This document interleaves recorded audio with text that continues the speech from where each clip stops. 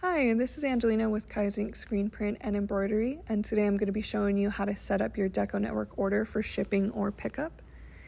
So first thing you're going to want to note when you open up the order is the address under the billing details.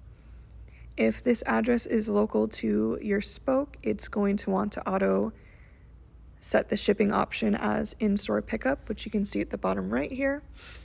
If you do want to use in-store pickup, you will leave that, and you will also go up to this use separate shipping details. You're going to fill out in-store pickup with your spoke address. This creates a failsafe in the case you accidentally ship it. It only goes to your location.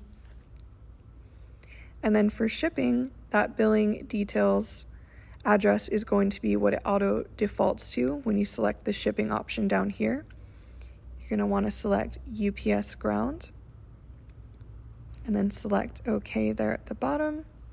And if you want to ship to an address other than what's under the billing details, you will select that use separate shipping details option and fill out the appropriate address there. And that is how you do shipping and pickup in DecoNetwork. Thank you.